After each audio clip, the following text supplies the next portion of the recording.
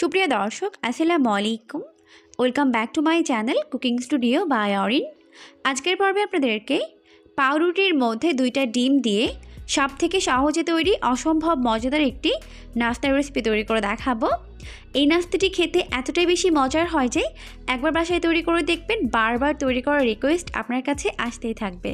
পরিবারের সবাই এটাকে অনেক বেশি পছন্দ করবে আর অনেক মজা করে খাবে। নাস্তা তৈরি করার জন্য আমি এখানে নিয়েছি 5 পিস ব্রেড স্লাইস। এখন প্রথমে আমি ব্রেডগুলোকে এরকম ছোট টুকরো করে কেটে নিচ্ছি। আমি এখানে স্যান্ডউইচ ব্রেড নিয়েছি, তবে আপনারা এখানে যে কোনো ব্রেড দিয়ে কিন্তু এই নাস্তাটিকে তৈরি করতে পারবেন।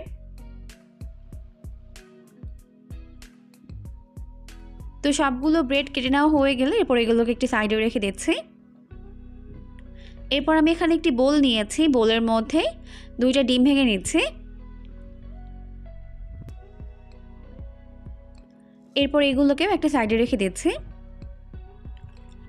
এরপর আগে থেকে কেটে নেওয়া ব্রেডের মধ্যে দিয়ে দিচ্ছি 2 কাপ পরিমাণ লিকুইড দুধ। আর এই দুধটিকে আগে থেকে জাল করে রুমের নর্মাল তাপমাত্রায় এনে তারপর ব্যবহার করতে হবে।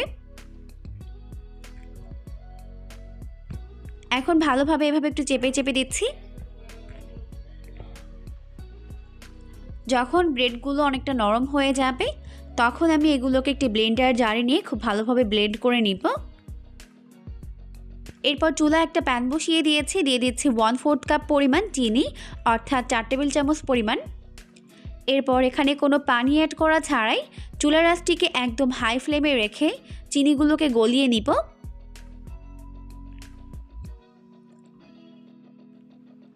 পানি দিয়ে ক্যারামেল তৈরি করতে গেলে অনেক সময় দেখা যায় ক্যারামেলটা পারফেক্টভাবে হয় না, তবে এভাবে ক্যারামেল তৈরি করলে কিন্তু একদম পারফেক্টভাবে ক্যারামেল তৈরি হয়ে যাবে।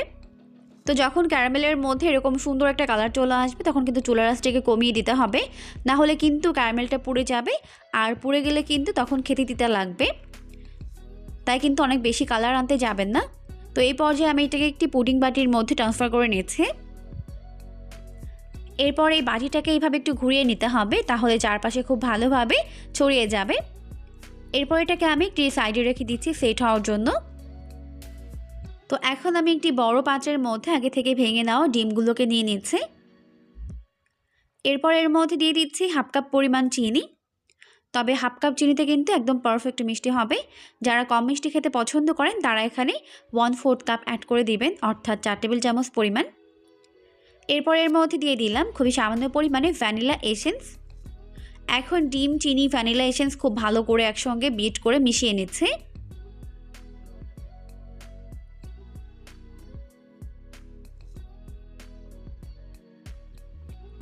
যখন চিনি, ডিম খুব ভালোভাবে একত্রে মিশে যাবে ওই পর্যায়ে আমি এর মধ্যে আগে থেকে ব্লেন্ড করে নেওয়া দুধ আর পাউরুটির মিশ্রণটিকে দিয়ে দিচ্ছি। এরপর খুব ভালো করে মিশিয়ে নিচ্ছি। তো এইদিকে ক্যারামেলটা খুব ভালোভাবে সেট হয়ে গেছে। এরপর আমি এর মধ্যে একটা এরকম চাকনি বসিয়ে নিচ্ছি, যাতে করে ভেতরে কোনো লাম্পস যেতে না পারে। এরপরে এই মিশ্রণটিকে এভাবে ছেঁকে নিচ্ছে।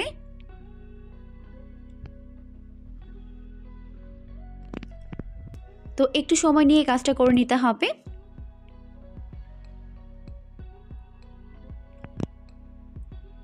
তো ছেঁকে নেওয়া হয়ে গেলে অবশিষ্ট অংশগুলোকে ফেলে দিচ্ছি।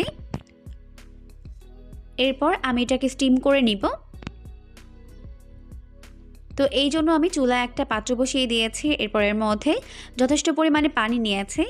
পানি এমনভাবে নিতে হবে যাতে পুডিং বাটির অর্ধেক পরিমাণ এই পানির নিচে ডুবে থাকে। এরপর আমি এর উপর থেকে একটা প্লেট দিয়ে দিচ্ছি। আপনারা চাইলে পুডিং বাটি ঢাকনা দিয়ে ওটাকে ঢেকে দিতে পারবেন। এরপর এটা ঢাকনা লাগিয়ে এটাকে আমি ঘড়ি ধরে 25 মিনিটের মতো বেক করে নিব। তো 25 মিনিট হয়ে গেছে, এখন কিন্তু আমাদের পুডিংটা রেডি।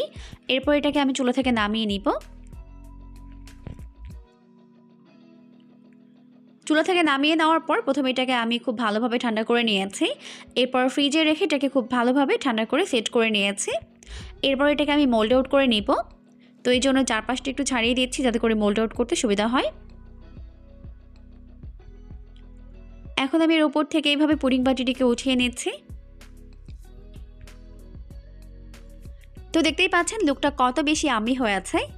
এখন আমি এটাকে আপনাদের সাথে একটু কেটে শেয়ার করছি যে কতটা বেশি পারফেক্ট হয়েছে। খেতেও কিন্তু হয়েছে দুর্দান্ত মজার। অবশ্যই রেসিপিটিকে ফলো করে বাসায় ট্রাই করবেন, দেখবেন পরিবারের সবাই এটাকে অনেক বেশি পছন্দ করবে আর অনেক মজা করে খাবে। পরবর্তী ভিডিও দেখার আমন্ত্রণ জানিয়ে আজকের মতো এখানেই বিদায় নিচ্ছি। সবাই অনেক বেশি ভালো থাকবেন। আল্লাহ হাফেজ।